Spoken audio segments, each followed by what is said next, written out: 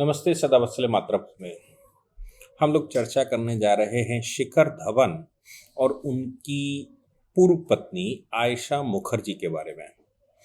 दोनों का विवाह 8 वर्ष हो गए हैं। 8 9 10 10 वर्ष पहले उनका विवाह हुआ। 8 वर्ष तक विवाह चलने के बाद उनके बीच में डिफरेंस शुरू हुए और वो डिफरेंस कुछ ज़्यादा ही हो गए।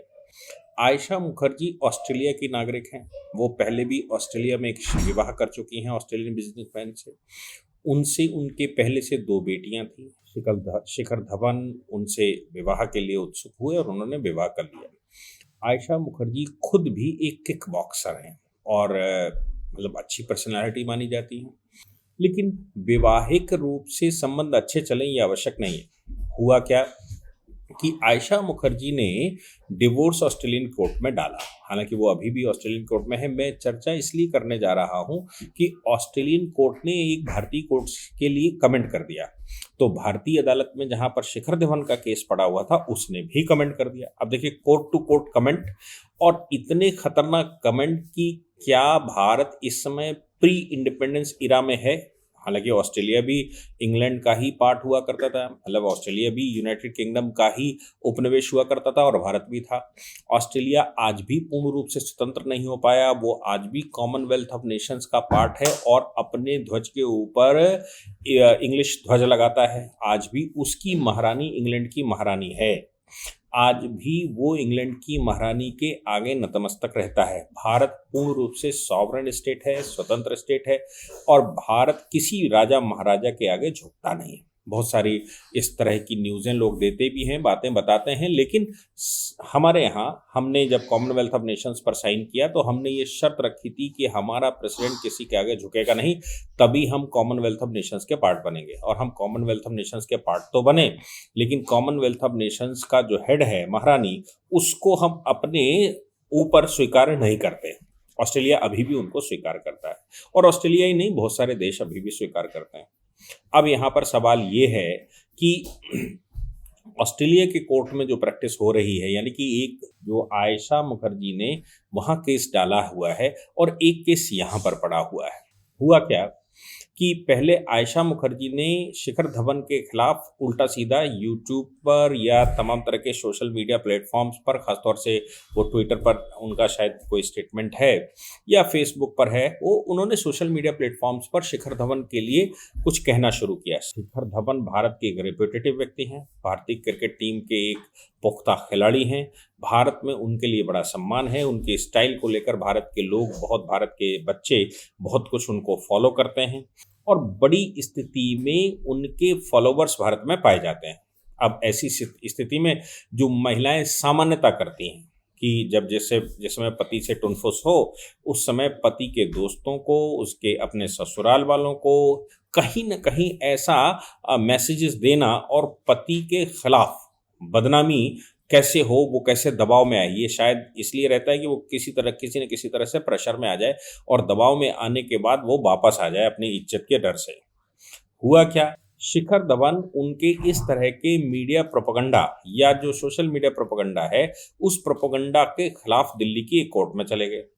दिल्ली की कोर्ट में जब उन्होंने फाइल किया तो दिल्ली की कोर्ट ने आयशा मुखर्जी को रिस्ट्रेन कर दिया और रिस्ट्रेन करते हुए ये कहा कि आप को जो फोरम चाहिए उस फोरम में जाकर केस फाइल करिए। जहां भी आपको केस फाइल करना वहां कर सकते हैं, उचित फोरम में अपनी बात कहिए, लेकिन ये जो रेपुटेशन है, ये रेपुटेशन को खराब मत करिए। कोई भी प्रॉपर्टी, कोई भी एसेट से ज़्यादा इंपॉर्टेंट एसेट वो रेपुटेशन होता है, और रेपुटेशन अगर खराब हो जाती है दोबारा नहीं बनाई जा सकती। अगर एसेट खराब हो जाता है, धन खराब हो जाता है, धन खत्म हो जाता है, प्रॉपर्टी खत्म हो जाती है तो दोबारा बनाई जा सकती है, लेकिन एसेट्स रिपेयरेबल नहीं होते, वो रेपुटेशन रिपेयरेबल नहीं होती। इसलिए आयशा मुखर्जी को ये कहा गया कि आप इस तरह का कोई बयान नहीं दे सकती, आपको बयान देने से रोका गया है। हालांकि आयशा मुखर्जी ने ये कहा था, अपना एक ट्वीट किया था कि डिवोर्स से पहले जो डिवोर्स शब्द था मैं उसको बड़ा बुरा मानती थी, लेकिन मैंने 2 बार डिवोर्स लिया है, इसलिए अब मैं उसकी अहमियत जान सकती हूँ,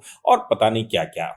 अब इन सिचुएशंस में जब जब आयशा मुखर्जी ने केस फाइल करके रखा ऑस्ट्रेलियन कोर्ट में, शिखर धवन को नोटिस हुआ, वो गए, शायद वीडियो कॉन्फ्रेंसिंग से बात हुई होगी, तो शिखर धवन को वहाँ के कोर्ट ने एक सलाह दे डाली और ये कहा कि पता नहीं आपके यहाँ कैसे केस सुनवाई होती है, मैट्रिमोनियल मैटर्स को कैसे सुना जाता है, किस हद तक लिया जाता है, मुझे पता नहीं है। अच्छा होगा कि आप दिल्ली में जो आपने केस फाइल करके रखा उसको विड्रॉ कर लीजिए और हमारी अदालत में उसकी सुनवाई करवाइए, हम उसको अच्छे से डील कर लेंगे। ये बात वहाँ की कोर्ट ने कमेंट कर दिया भारतीय कोर्ट के खिलाफ। ये सेम बात जब भारतीय कोर्ट में शिखर धवन ने रखी, जो जहाँ उनका केस चल रहा था, उसमें उन्होंने कहा कि भाई ऑस्ट्रेलियन कोर्ट ऐसे ऐसे कह रही है। तो भारतीय कोर्ट ने अपनी बात कही, मतलब जज साहब ने कहा, उन्होंने कहा देखिए अभी ऑस्ट्रेलिया को ये अंदाज़ा नहीं है कि वो सोच रहा है कि भारत अभी भी प्री इंडिपेंडेंस एरा में है। और जो ऑस्ट्रेलियन कोर्ट ने कहा कि हम दोनों इंग्लिश जानते हो, इंग्लिश में सुनवाई यहाँ पर होती है, इसलिए आपकी अच्छी सुनवाई हो जाएगी।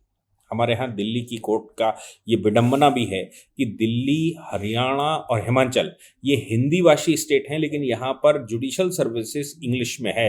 इसके लिए बहुत बड़ी संख्या में वहाँ आंदोलन चल रहे हैं, वहाँ लोग लगातार प्रोटेस्ट कर रहे हैं, बहुत बड़े स्तर पर नहीं कर रहे हैं लेकिन बच्चे कर रहे हैं और ये कह रहे हैं कि हमारी नेटिव भाषा में सुनवाई, हमारी नेटिव भाषा में ही हमारा एग्ज़ाम होना चाहिए। हरियाणा की बात है तो हरियाणा में जो जुडिशल का एग्ज़ाम होता है वो इंग्लिश में होता है, जबकि वहाँ इंग्लिश से बड़ा भारी डर लगता है, इसलिए हरियाणा के सिलेक्शन कम होते हैं, बाहर से सिलेक्शन ज़्यादा हो जाते हैं।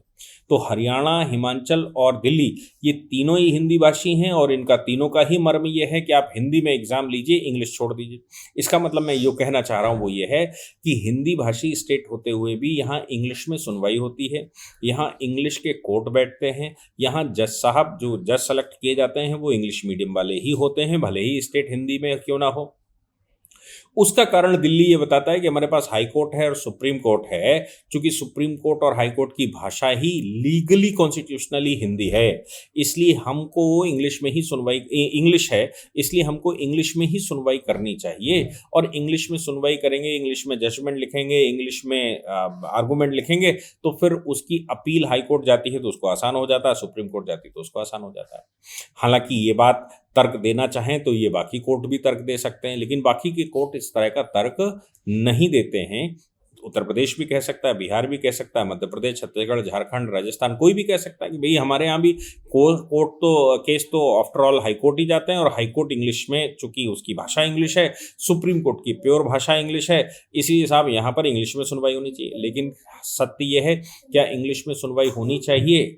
जहाँ की भाषा जो है उसी भाषा में आर्गूमेंट होना चाहिए, उसी भाषा में बयान लिखना चाहिए, उसी भाषा में उसके बयान लिखे जाएंगे। अब जो पार्टी है, पार्टी तो उसी भाषा में बताएगी जो वो जानती है। अब वो पार्टी तो अंग्रेजी जानती नहीं है, उर्दू, फारसी, अरबी कुछ नहीं जानती। जो उसके साथ घटना हुई, जो उसके साथ हुआ, जो वो कहना चाहता है वो तो अपनी भाषा में कहेगा। और इसीलिए जोर दिया जा रहा है कि जो जहाँ की लैंग्वेज है उसी लैंग्वेज में वहाँ की कार्रवाई होनी चाहिए, उसी लैंग्वेज में वहाँ कोर्ट केस होने चाहिए, उसी लैंग्वेज में वहाँ सुनवाई होनी चाहिए। खैर, लेकिन मेरा कहना सिर्फ इतना था कि इंग्लिश प्रिवेंट करती है। अब इंग्लिश प्रिवेल करती है, ऑस्ट्रेलियन कोर्ट ये कह रही है कि ऑस्ट्रेलिया की भाषा इंग्लिश है इसलिए, और आप दोनों ही इंग्लिश जानते हैं इसलिए यहाँ आ जाओ। तो हमारे कोर्ट ने कहा कि उनको शायद गलतफहमी है कि हम प्री इंडिपेंडेंस एरा में जी रहे हैं। हमारे यहाँ अब दिल्ली में सुनवाई इंग्लिश में ही होती है, जो हिंदी में बात करना चाहे वो हिंदी में भी बात कर सकता है। इसलिए ऑस्ट्रेलियन कोर्ट को ये अंदाज़ा ही नहीं है कि भारत अब कहाँ पहुँच चुका है, भारत की इस समय की सिचुएशन क्या है। भारत एक डेवलप्ड कंट्री है, बड़ी तेज़ी से आगे बढ़ा, विश्व के अग्रणी देशों में भारत पहुँच चुका है। वो अभी गुलामी के समय को याद करते हैं। मुझे लगता है इसका कारण जो ऑस्ट्रेलियन कोर्ट ने कहा, उसका कारण ये संभवतः नहीं होगा। हाँ, और हमारे कोर्ट का जो आर्गूमेंट था वो ये था कि दोनों ही हिंदू हैं, जो आयशा मुखर्जी हैं और शिखर धवन, दोनों ही हिंदू हैं, दोनों ही भारतीय हैं, दोनों ही भारत की भाषाएं जानते हैं। बच्चा भी भारतीय भाषा को जानता है, बच्चा भी हिंदू है। जो दूसरे विवाह से यानी कि शिखर धवन से जो उनका बच्चा हुआ है वो भी हिंदू ही है। पहले ऑस्ट्रेलियन बिजनेसमैन से जो 2 बच्चे हुए हैं उनका पता नहीं कि वो कौन से रिलीजन को फॉलो करते हैं। तो हमारे कोर्ट ने कहा जब हिंदू मैरिज एक्ट है और हमारे यहाँ का फैमिली कोर्ट है, फैमिली कोर्ट हमारे यहाँ का बिल्कुल यूनिक कोर्ट सिर्फ फैमिली पर्पस से बनाया गया है। हमारे यहाँ फैमिली कोर्ट एक्ट इसलिए बनाया गया है ताकि वकीलों का काम वहाँ पर ना हो, केवल जो पार्टी हैं पार्टी अपनी अपनी बात कहें। तो कोर्ट कोर्ट और फार्विटेशन की तरह काम करता है कि पार्टियों की बात सुनने के बाद वो किसी ऑर्डर पर पहुंचता है। और हमारे यहाँ फैमिली कोर्ट्स एक्ट में ये कहा गया है कि जो भी जज का अपॉइंटमेंट होगा वो ये सोचकर होगा कि वो शादी तोड़े नहीं, वो शादी मिलाने का प्रयास करेंगे, अंतिम ऑप्शन के रूप में डिवोर्स प्रोनाउंस करेंगे। ये फैमिली कोर्ट्स एक्ट का हमारे यहाँ उद्देश्य है। तो ऐसी परिस्थिति में कोर्ट ने कहा कि सबसे कॉम्पिटेंट तो हम बनते हैं, इसलिए आपका मुकदमा यहाँ चलेगा, आप विड्रॉ करना चाहें तो बात अलग है। अब ये सिचुएशन दोनों के बीच में बनती क्यों है? क्योंकि आयशा मुखर्जी जो हैं वो ऑस्ट्रेलियन नागरिक हैं, जो बच्चा पैदा हुआ है वो भी ऑस्ट्रेलियन नागरिक है, और शिखर धवन भारतीय नागरिक हैं। तो ऑस्ट्रेलियन नागरिक होने के नाते वहाँ उनका जुरिडिक्शन बनता है और भारतीय नागरिक होने के नाते इनका यहाँ जुरिडिक्शन बनता है। तो दोनों में से कहीं भी सुनवाई हो सकती है। अब जो मैं कह रहा था कि ऑस्ट्रेलियन कोर्ट ऐसा समझती क्यों है, भारतीय कोर्टों को वो पिछड़ा हुआ क्यों उसको लगा कि भारतीय कोर्टों को क्यों पिछड़ा हुआ है? क्योंकि ये तो सत्य है कि ऑस्ट्रेलियन जुडिशियल सिस्टम में बहुत बड़े रिफॉर्म हुए हैं। उनके यहाँ अपॉइंटमेंट का प्रोसीजर, जो हम एनजेएसी लाने का प्रयास कर रहे थे, जुडिशियल अपॉइंटमेंट कमीशन की बात कर रहे थे, वो ऑस्ट्रेलिया में ऑलरेडी जुडिशियल अपॉइंटमेंट कमीशन है। ये बात 1982 के जो एसपी गुप्ता का जजमेंट है, जिसको जजेस ट्रांसफर 1 कहा जाता है, उसके चीफ जस्टिस ने भी ये बात कही थी। मतलब उस समय बेंच हेड कर रहे थे, उन्होंने भी ये बात कही थी कि देखिए, जस्टिस सुब्बाराव ने उस समय कहा था कि हम एग्जीक्यूटिव जुडिशरी जो है वो मतलब कोर्ट जो है वो एग्जीक्यूटिव नहीं है, अपॉइंटमेंट तो प्योर एग्जीक्यूटिव फंक्शन है, यानी कि सरकार को ही करना चाहिए, लेकिन उसमें पार्शियलिटी ना हो, इसके लिए ऑस्ट्रेलियन तर्ज पर हमको जुडिशियल अपॉइंटमेंट कमीशन बिठाना चाहिए। ये बात सुब्बाराव ने कही थी 1982 में। इसका मतलब ये हो गया कि ऑस्ट्रेलियन कोर्ट पहले से जुडिशियल अपॉइंटमेंट कमीशन बैठाए हुए हैं। जुडिशियल अपॉइंटमेंट कमीशन के ऊपर भी एक ट्रिब्यूनल होता है। अगर जुडिशियल अपॉइंटमेंट में कुछ गड़बड़ी कमीशन के द्वारा की गई है तो फिर वो, या उसमें कुछ प्रोसीजरल मैकेनिज्म में गड़बड़ हुआ है, या कोई बात जो क्राइटेरिया तय किया गया हो उसमें कुछ पार्शियलिटी की गई है, तो फिर ट्रिब्यूनल में भी केस चला जाता है। ये यूके में भी है।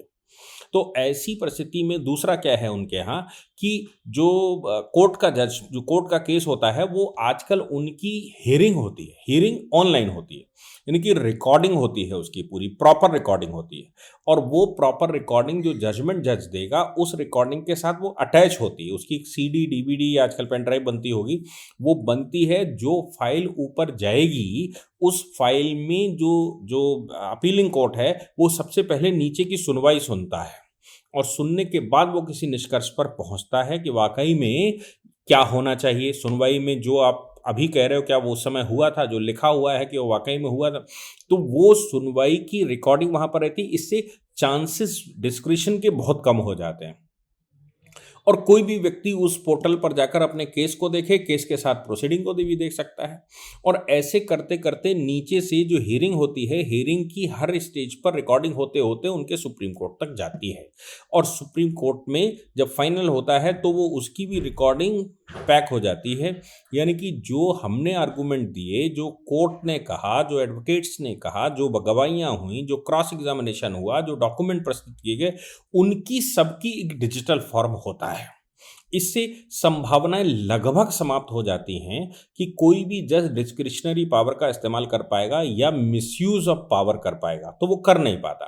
मुझे लगता है ये दिमाग में शायद उनके रहा होगा, इसलिए उन्होंने, हालांकि हमारे कोर्ट के लिए कुछ ऐसा शब्द नहीं कहा, ये कहा कि भाई हमें पता नहीं है कि वहाँ कैसे चलता है, हमारे यहाँ बेस्ट है, आप चाहें तो हमारे यहाँ सुनवाई कर लीजिए, वहाँ पर उसको विड्रॉ कर लीजिए। लेकिन हमारे कोर्ट ने उसको सीधा सीधा कहा कि भाई चूंकि हिंदू हैं, तीनों हिंदू हैं, भारतीय नागरिक हैं, यहाँ पर सुनवाई अंग्रेजी में भी होती है, वो केवल इंग्लिश में ही करते होंगे, हम हिंदी और इंग्लिश दोनों में करते हैं, इसलिए शिखर धवन, उनकी पत्नी, दोनों ही यहाँ पर कंफर्टेबल हो सकते हैं।